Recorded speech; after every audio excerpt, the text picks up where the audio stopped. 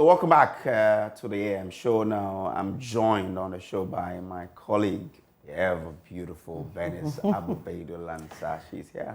Hi. Hi, Brace. How are you this morning? I'm good. It's a good morning.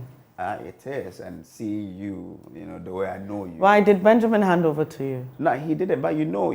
Why are you people up to mischief? No, the thing is that morning? you see, look, I have a friend in the US of A. He says that he doesn't get enough of you. Really? Like, he's not tired of you. So we should extend the show by an extra hour. So. He says that when you don't come on the show, especially on the news, he's like, no, thanks for the kind words. Thanks for the kind words. You're not just pretty in face alone, no. You're pretty in the heart as well. So that makes you. Hey, Ade. All right then. Okay, so Venice, we're talking about the huge issue. The debt exchange program that is now facing a lot of challenges because we don't know whether we're going right or we're going left. That's very important, and it's also important because it's directly linked to our ability to secure an agreement with the IMF at the board level, which then translates into helping us solve our current economic problems. So this is a big deal, and we know the different phases this exchange program has gone through, from it being one that didn't involve individual bondholders to now involving them. And then we're seeing that there's some hesitance here. And it's important that we focus on this if we really want to see our economy get better. So let's then break down the issues in terms of the bondholders and what they say and what it means to the economy. Now, so the thing is about the debt exchange crisis, the case of individual bondholders. Now, how many bondholders are we even talking about? Look at it. We have 250 individual bondholders to government. And what are they saying? They're saying that spare us our bonds. Don't touch them. But there's a lot of issues with this whole bond issue. You remember that there was this talk about individual bondholders not being involved. Now, on 5th December 2022, the finance minister said, for emphasis, and this is a quote, and this is a quote from him, for emphasis, this domestic debt exchange program will not affect individual bondholders. Then on December 23rd, 2022, there's that U-turn. A quote again from him, the type of investors that can participate in the invitation to exchange was expanded to now include individual investors. Remember that on 5th of December, the minister said individual bondholders are excluded. What does that mean? Now, according to the 2021 debt report, the holdings by the non-bank sector increased in 2021 to 33.8% from 30.2% in 2020.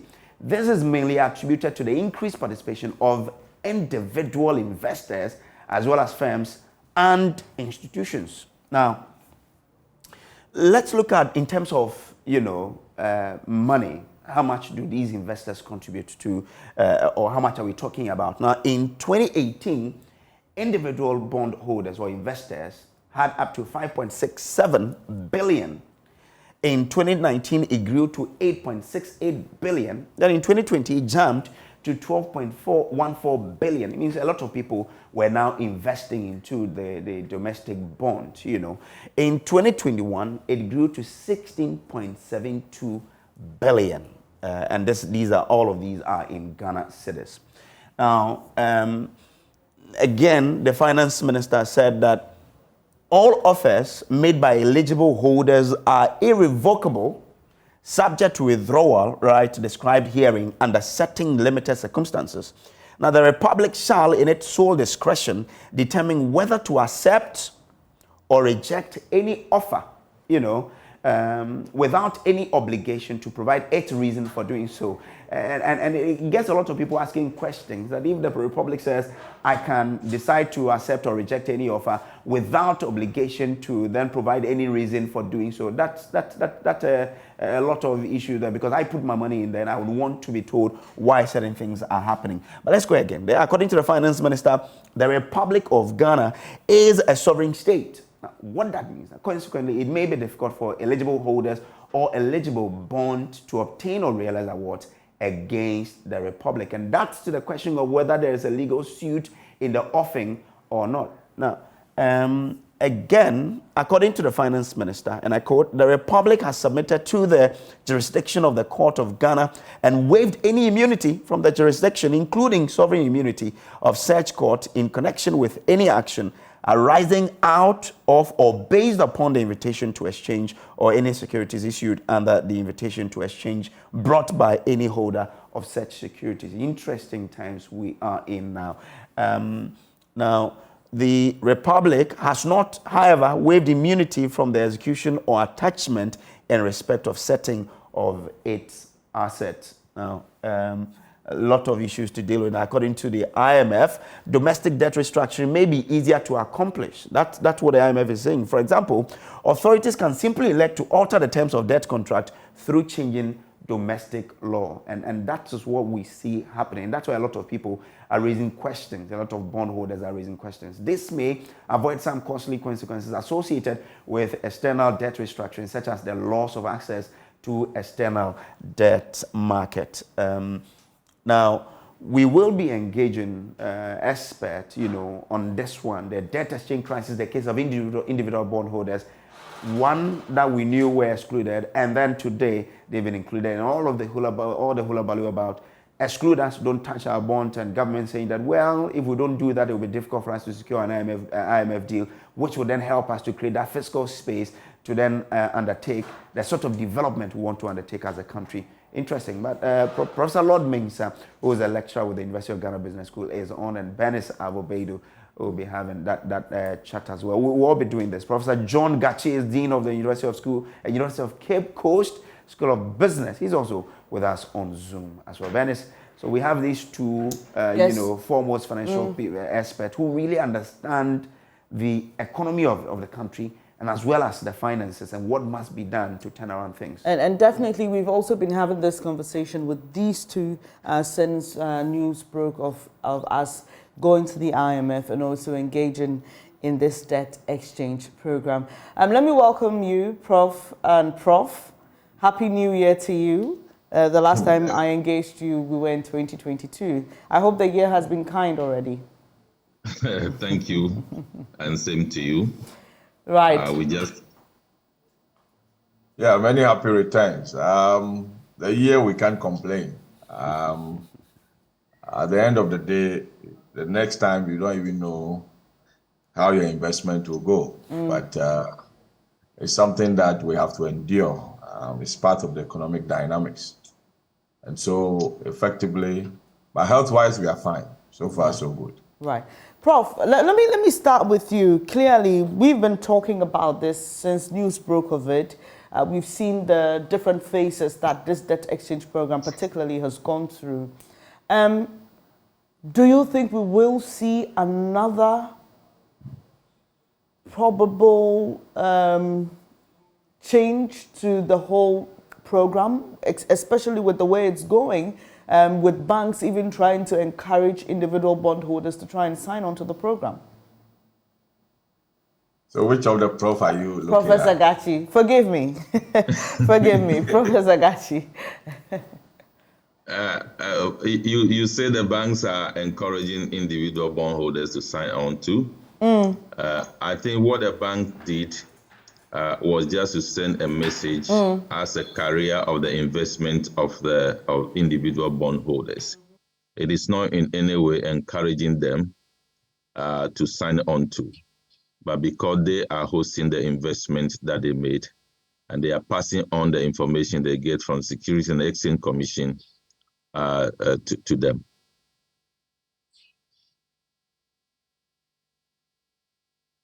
To be some hesitance. We saw that especially with pension funds being used, and we saw government backtrack.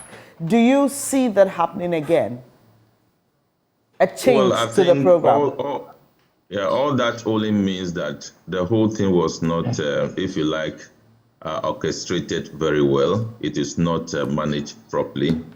And that gives rooms for government to come back and try to position what he wants to do and get a buy-in of the people involved, and that perhaps we move forward. But since government is not willing to do that, I suspect there will be chaos. As we already have heard that individual bondholders are putting themselves together to file a class action against the government if government doesn't come to provide a better negotiated decision with them. I believe we all do agree that the country is going down. There is a need to salvage the country, but there is also a way to engage people to contribute to that effort. People don't like the idea that they are not getting anything in 2023. Basically, their livelihood depends on that. I think what we have to know is that people have different reasons for investment. One of the reasons is that people want to generate periodic interest income for consumption or for reinvestment, etc. So if you take these individual investors who one way or the other will want to be depending on periodic interest income, that is a suicide for them.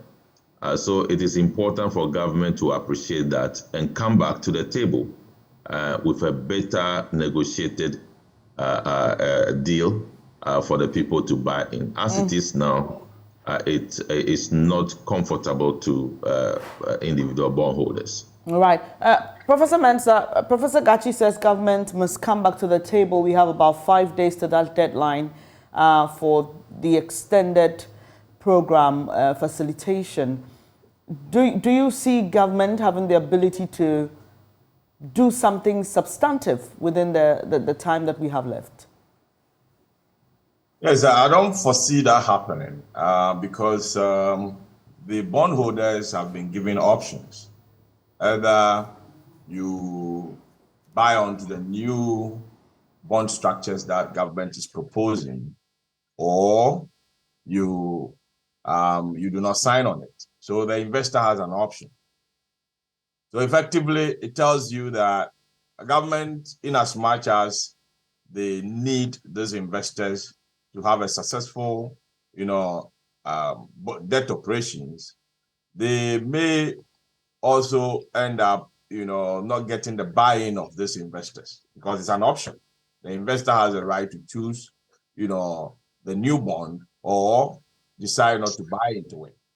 And the question is, how many investors understand the economic consequence of not buying into the government, bonds, and then also buy the benefit that they will get for buying into the government bonds? Now, it is an exercise that we all appreciate. It must go on.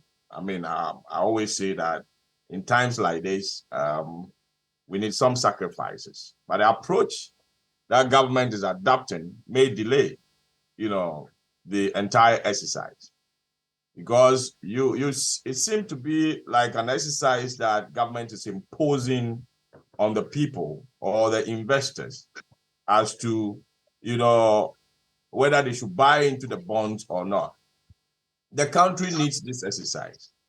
But then before the exercise, the government went into the space of the investor community to ascertain the type of investors we have and their reasons for investing.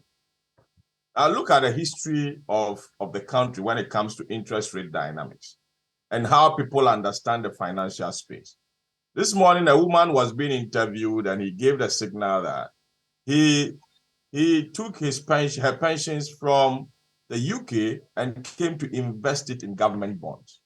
We're all in this country when we had this debt, we had this banking sector cleanup. And as a result of this banking sector cleanup, private banks and, private, instrument or financial instrument started, losing the investor community to the government, bonds. Over the years that we had this banking sector cleanup, the investor confidence in government bond has grown so much. And you can see the trajectory with the plots that your colleague at the studio showed on the screen.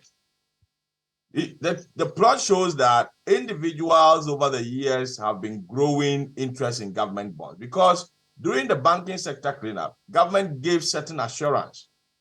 And out of it, the investor community saw the trust in the government. And I know people who take their money, at their pensions, and then come and directly invest it in government instruments. And through the payment of the coupon, they'll be using it for their kind of, sort of living. So effectively, it tells you that the investor community had a purpose for going into, the government bonds instrument. But the way the government is approaching it is treating it as if these investors just dump the money, waiting for a certain number of years of maturity to enjoy those monies. It's not like that. Some went in there to invest as a result of the regular income that they will get from the bonds, i.e. the coupons that government will be paying them every now and then. So if a decision of that sort is being taken, you have to take into consideration those people. Even those who invested indirectly. Some of the pension funds every now and then must have to release part of the coupons to pay certain pension obligations every now and then. So effectively, there are reasons why investors put money in this, government instrument. And these reasons were supposed to be ascertained before the decision was taken. So effectively, I see the entire exercise to be kind of one-sided exercise, where government seem to impose the entire restructuring or the entire debt operations, the sacrifice on the creditor, without looking at, a sacrifice from the borrower, which in this case is the government. So the creditor is more or less going to sacrifice. The question is, what is the government sacrificing for this exercise? Now, I trace back to the 2023 budget that we read in November for this year. Clearly, government did not give any signal that, we're going to go through debt restructuring, and as a result of that, may find it difficult to even finance its own deficit. Because you cannot finance 65 billion deficit that has been declared in your budget, right? From an environment where you want to have a debt restructuring. At the same time, from an environment where you've been priced out of the market. I'm talking about the Eurobond market. So if you look at it carefully, the whole exercise was not thought through. And I can tell you that we're going to use the whole of 2023 to convince investors to buy into the bond. Government is, behaving as if, you can buy into it, whether if you need it. If you don't need it, you can, leave. But government also needs this exercise. And as a result of that, the engagement is very, very important. Government must engage the investor community very well. Get to know their reasons for investment. And this data, you can easily find them. When it comes to the collective, investment, there are forms that investors fill in before they invest. And you can find on this form, there are reasons for investing. There are reasons why somebody will buy government bonds. And so for me, it has to do with engagement. If we don't take care, we'll be going back and forth. And I don't think, if I should answer your question straightforward, government will achieve anything, before the year ends. We may have to sit down and then get to know the investor community very well before we come to them with this exchange. A very, long time away. But Professor John Gachi, at what point can government say that we are successful with our debt exchange program? I'm asking this because we know that this is voluntary. And so, like Professor Mensah says, you can either sign on to it or not, but you just need to know what the pros and cons are. So at what points can government say that we can go ahead with this percentage or with this number? Is there anything like that? Well, before I answer your question, it is voluntary, but the approach of executing it is not voluntary. There is pressure being brought on some of the players to accept or sign on to this voluntary debt exchange. And like we rightly said from the beginning, the banks have started sending information to the individual bondholders to sign on to. It is clear that if you do not sign on to, you hold the old bond. But they indicated again that the government has a right. So when it comes to payment, etc., the government has a right not to pay you, etc. So these are the issues that ought to be clarified. If that is not clarified, I do not think that we are doing anything that will bring a resolution. Well, for the government to say that it has achieved its purpose or is successful, is to have all the people on board to agree to the debt restructuring program, or a certain minimum percentage should be set up so that when you cross that, you can't say that you have successfully executed the debt restructuring program. As it is, we do not know that minimum threshold, and so we cannot speak of what government is talking about when it is discussing the success of the debt restructuring program. Interesting. But for individual bondholders who are still contemplating, and you hinted at that news of a possible class action against government, what must they know about whatever decision they take? So I'd like you, Professor Gachi, to start from what they are likely to benefit if they sign on to this debt exchange program and lose, and vice versa if they decide not to sign on to it. Okay. I think the whole process is a call to support government to manage the debt. And that we're saying that you just have to meet the bondholders and discuss what is it that you want to do, what is the burden, what portion do you want them to take. Then they discuss, and then we could take this portion, we could not take this portion. That has not been done. And the point is that so long as that has not been done and government is sticking to its position, what it means is that you will not be prioritized by government in terms of you holding that bond. I think it has been clearly stated already. And that is the fear of the people. And also given the fact that the kind of investors that we have in that basket, some of them, the investment is directly linked to their livelihood.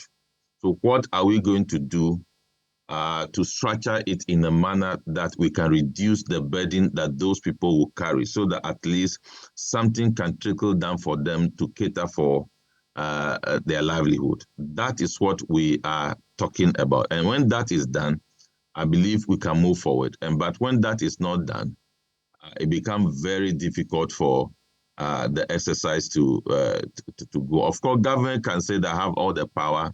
In fact, government was threatening the people that if they go to court, they cannot win. I don't know where government has learned that from, to tell people that when you go to court, you cannot win, as if they are controlling the court, and that is not a good signal. But the point is that we need to discuss all these things and take the investors' concern into consideration and come out with a deal that will represent the burden of government and the burden of the individual. And I think that is the way forward.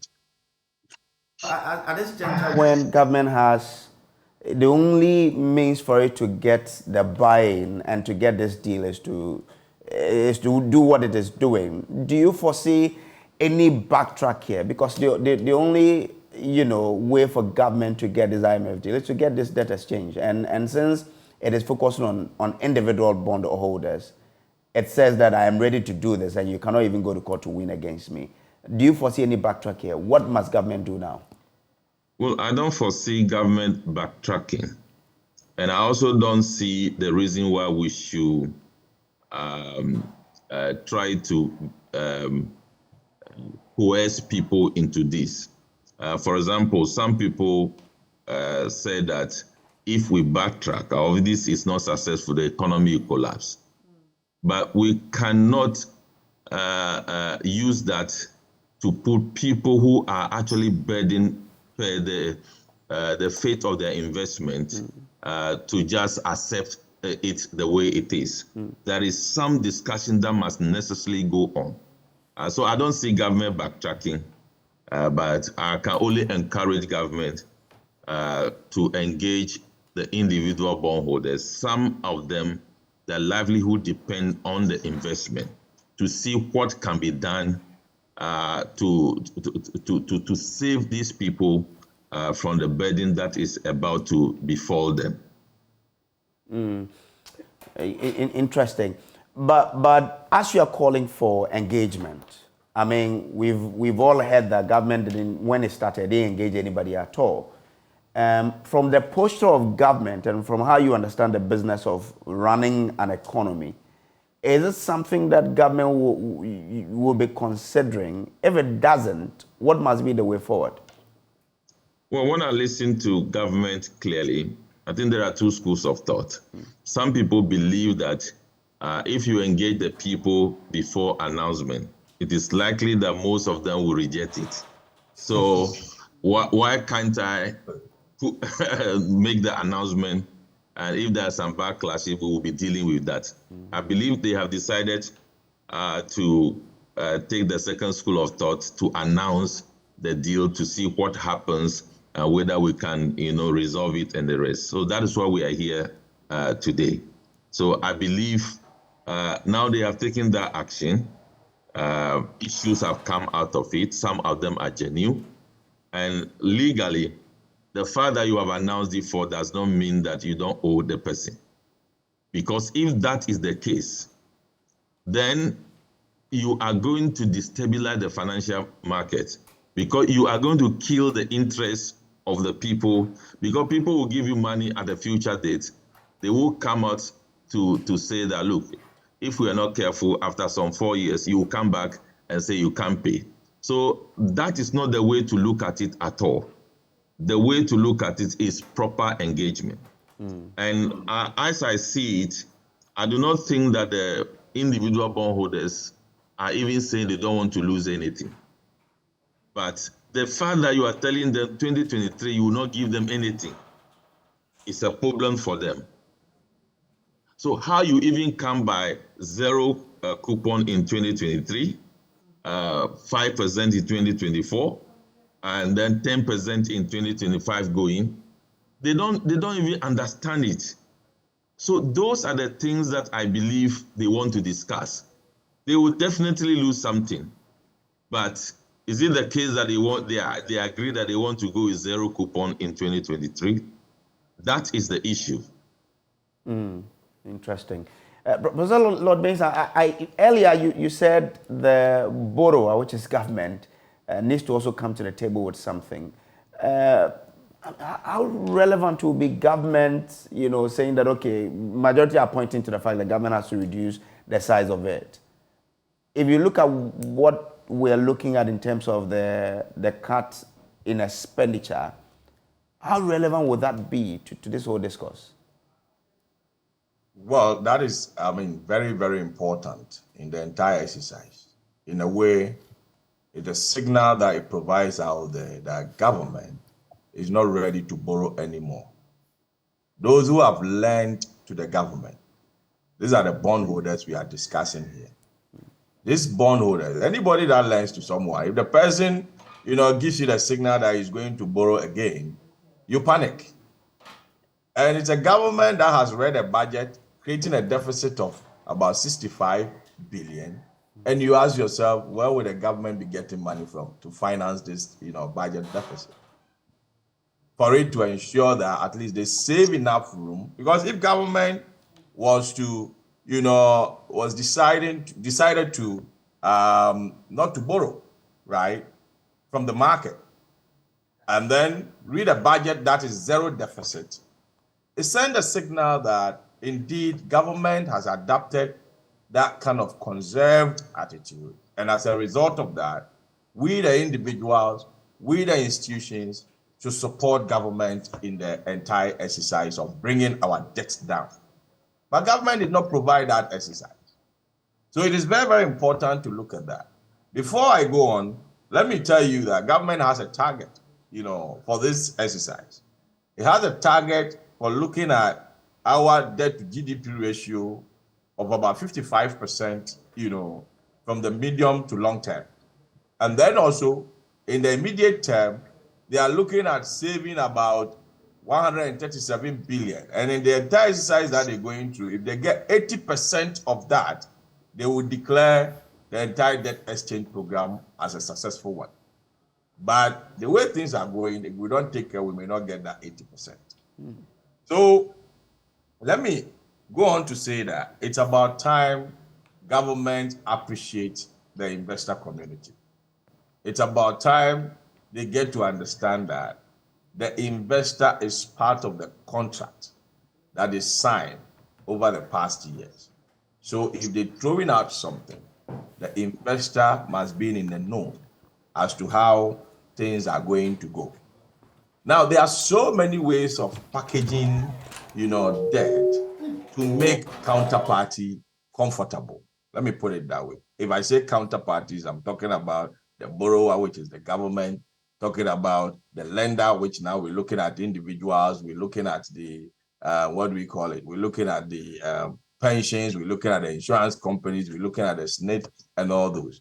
If you structure a debt and then you are looking at zero coupon payment, 2023, talk about 5% coupon payment, and the principal is being assured, guaranteed of about 80%, somewhere 7 years, 5 years time and, above.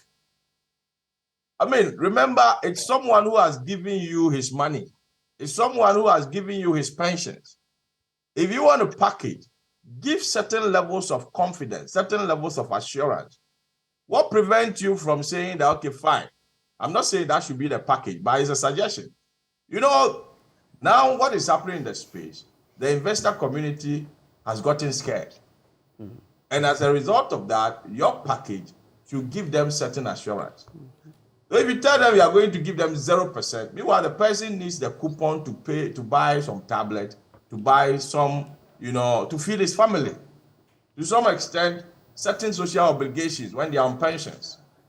So it won't prevent you from saying that 2023, I may not be able to give you, coupons, but then your principal, you can get part of it. And then keep on reducing the principal over time. Because now that you've reduced, the interest all the way from 20 point something that they were supposed to enjoy and bringing it down to somewhere, 10%, they are even scared of the principal that will come in the next 5 years. So why don't you structure it in such a way that as and when it becomes necessary, you reduce the principal that is outstanding? It will give them certain assurance. So, I mean, there are so many ways. And looking at the way, the interest structures have been proposed, you could see that it is backloaded. The investor is going to enjoy marginally at the latter part of his investment. That is the 10%, 10% that will be ongoing. And provided the market restructure and we get a benefit of the entire exercise, some may decide to opt out or not. So it tells you that government must really look at the entire packaging and then, sell something good to make counterparty, comfortable.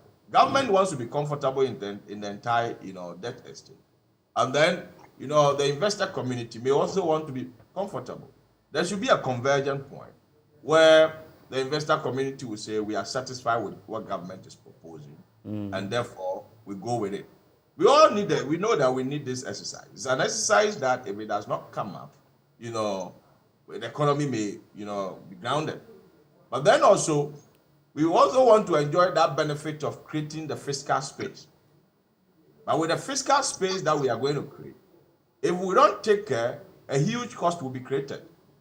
And where would that cost come from?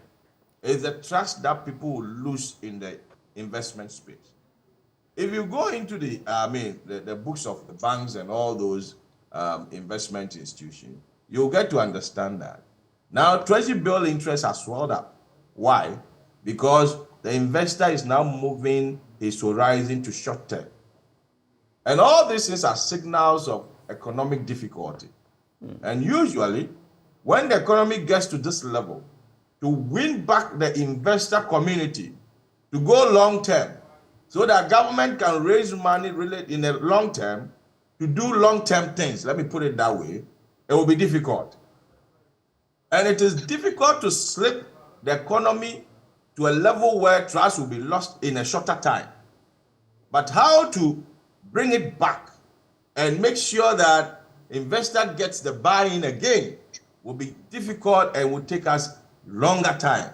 Sometimes, by that time, I always say, myself and Professor John Gachi will be on pension. So, effectively, we have to look into the entire exercise very well. Ensure that we come up with counterparty satisfaction, and at the end of the day, it will benefit the nation, benefit individuals as well. Well, so government has already read a budget. The deficit that you quoted, 65 billion. You also allude to the fact that government wants to be comfortable in this whole, arrangement. In terms of practical things, what are the things you expect government to cut on to ensure that the investor will also feel that, okay, once government has cut down on this and that, I should agree for this to go on for us to get the deal that we all want? Well, if you go into the expenditure side of the budget, you can split the lines into, discretionary expenditures and non-discretionary expenditures. Now, the discretionary expenditures are the ones I'm looking at. So something like goods and services, which, the expenditures that we do on our ministers and all those falls under it. Looking at capital expenditure, which, last year we're doing somewhere around 15 billion. We this year, I don't even know what has happened to the economy from last year to this year, which we may want to increase our capital expenditure. The budget that was read clearly indicates a budget deficit of 7.7%, which is an improvement from last year's budget. But it was tricky in a sense that both expenditure and revenue was raised. And you ask yourself, how is government going to increase its revenue to the tune of about 45 billion? Well, last year, as of September, before the budget was being read, the outturn was around 99 billion. And you ask yourself the difference that we're targeting a revenue of 145 billion. So that huge difference. I mean, where are we going to get that from? We knew e-levy, did not yield as expected. And so for me, government must look at certain areas as far as the discretionary expenditures are concerned and cut them drastically. Yeah, morning. Let me tell you that if government was to do, a budget deficit of about, let's say 7 billion, for the numbers I put down some time ago, you come to understand government should be able to absorb pensions and individuals from these structures. What is the government trying to save? How much is the government trying to save for holding up, individual, bonds in the entire exercise? It's about 11 billion. If you take the pensions that they've been lucky, government has, taken them out. Even that one, indirectly, they are still in there. Government intends to save about, 23 billion or so. When you put all together, we're talking about 40 billion and over. This 40 billion, doesn't it fit into, the budget deficit that was declared? So effectively, if government was to reduce its budget deficit, it should be able to go on with this exercise without necessarily, burden, some sensitive, aspect of the entire economy. Because individuals, I know definitely they're going to resist. Pensions have resisted. I'm telling you that the banks, which carries the larger part of the entire, government, bond holdings, will be tempted to resist. Probably regulating restrictions that, government may use to coerce them into the entire exercise. But I can tell you that, if you give them the chance on their own way, they may also resist. Now, let's look at how the government intends to do this exercise and possibly look at how they can save the situation by bringing everybody on board and ensuring that all investors are satisfied. It's a matter of making sure that you cut down your expenditure lines and then proposals on the table when it comes to coupon payment and all. You soften it. To some extent, give them assurance on their principles at the end of the entire exercise. So it's a matter of understanding the investor. You see, if you go into the minds of the investor, the coupons that they receive is a way of recouping their principal. And anytime you propose a structure that the structure delays the recouping of the principal, they will resist. So with the current structure that we have, which has 0%, 2023, 5%, 2024, and then 10% thereafter. It's a way of slowing down the investors' recouping of what? The principal that they have. In bond management, they call something duration and maturity. I've bought a bond for 5 years.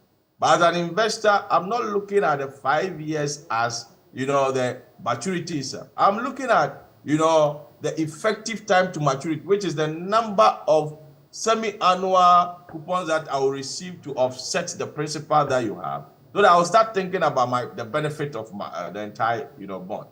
But if you structure it in such a way that you backload the bond, where it would delay, the speed at which I will recover my money, definitely I'm going to resist. So all these things are things that government may have to come to the table and then,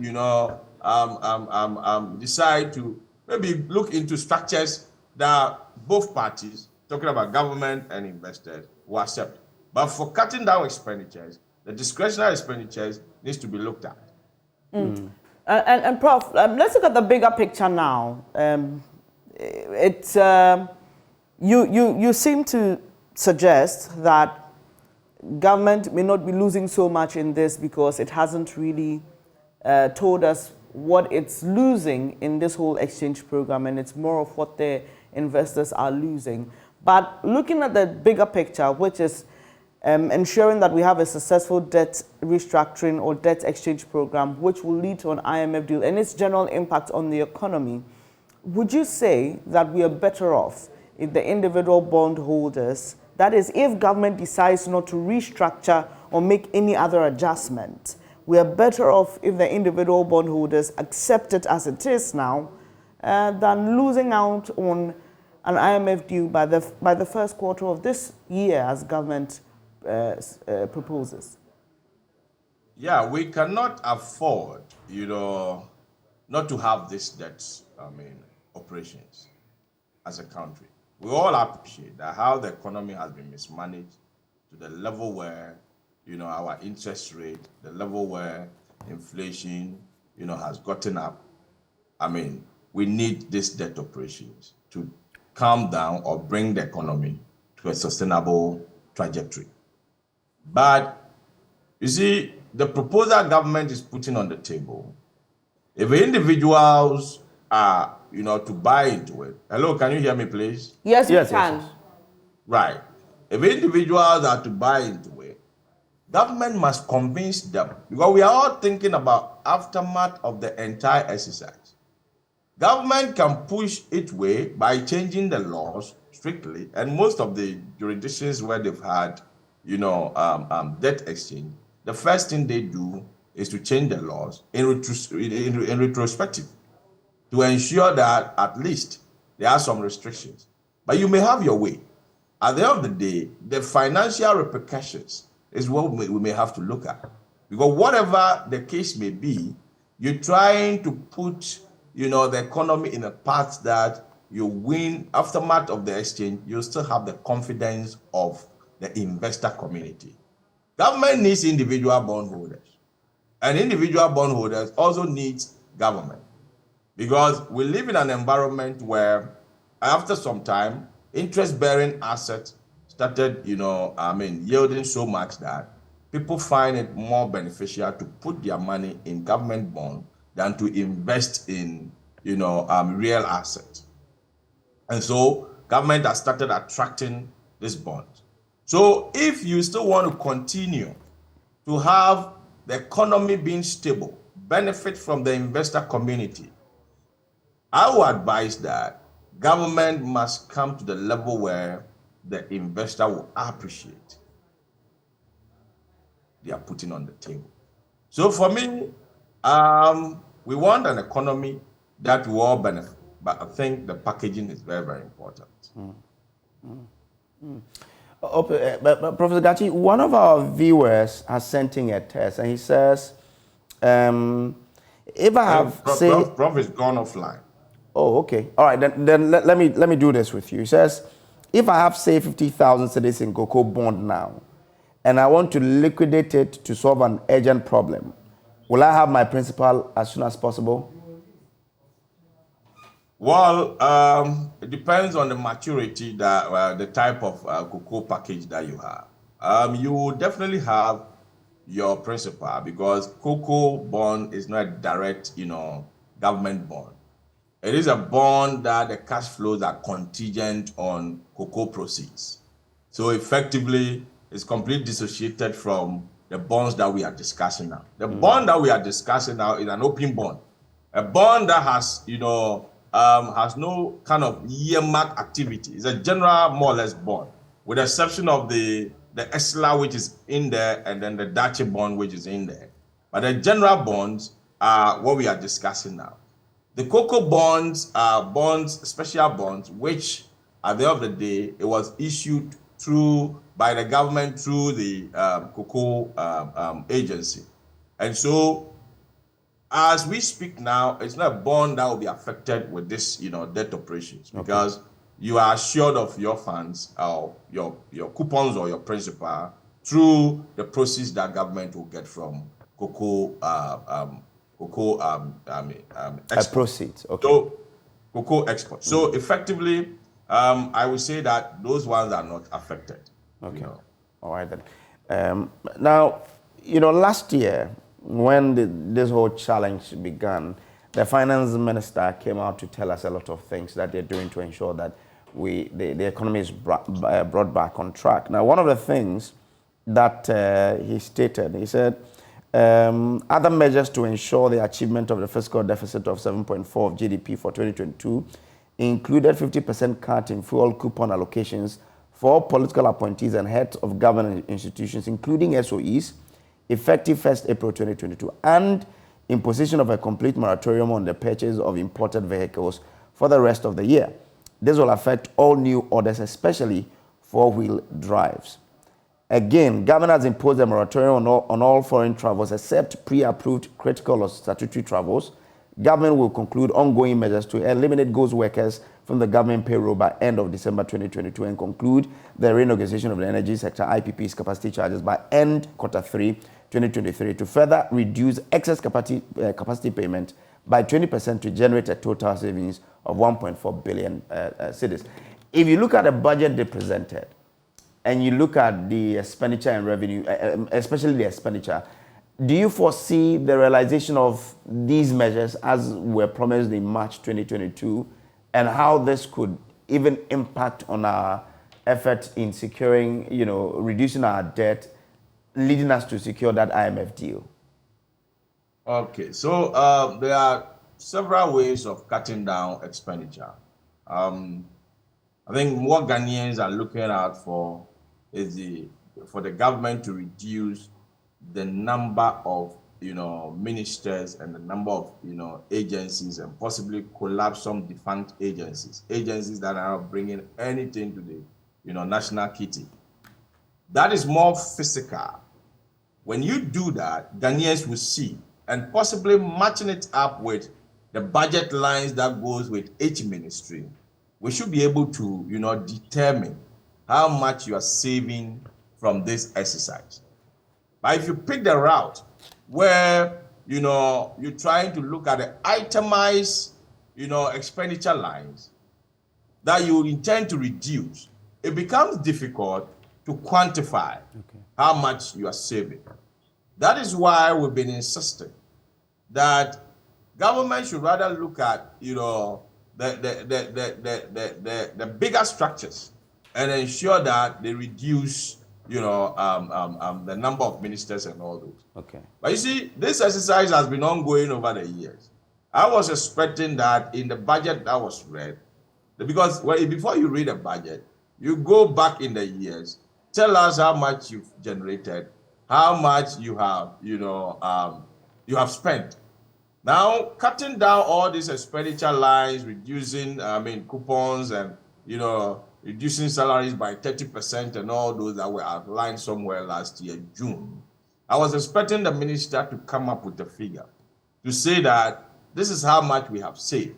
And therefore, if we continue to do that, for the next year, end of next year, we'll be able to save this amount. This is an indirect way of raising revenue. So that it won't be like always pushing expenditure lines that will, get to the individuals. Now let's go back to the budget that was read, for 2023. How different is that budget from the previous year's budget? You don't see much difference. It tells you that government's position when it comes to this entire economic reforms is not as if, we are ready for economic reforms. Let me put it that way. Because the budget lines and then indicators of expenditure and then, revenue for the past 6 years has consistently remained aggressive. And if you look at the recent one, we're a bit, we were tricked in a way because government declared a budget deficit. So if you're looking at a budget deficit of 7.7%, you could see that, okay, fine, government has toned down because previous year we were doing around 11% there, about 13% there about. And now we're doing 7.7, which is a good signal. But that wasn't enough because government increased revenue and increased expenditure lines as well. So the gap between the two became so huge. And I understand our interest payments have gone up because of the, exchange rates and the projections that was used for the, the budget. So effectively, we anticipate a huge, expenditure. But whilst your interest payment is going up and now inflation is high, your workers and all those are calling for, increase in salaries and all those. All those things are, non-discretionary expenditures, which you cannot control. But the ones that you can control, why don't you make sure that you control them to minimize, the kind of demand that the society will look out for? So for me, it's the posture of the government. That is what is bringing about all this back and forth when it comes to, the debt exchange program. We need the exercise, but the government must understand that it's an economic exercise. There is, economic benefit to it. And there is also, economic cost.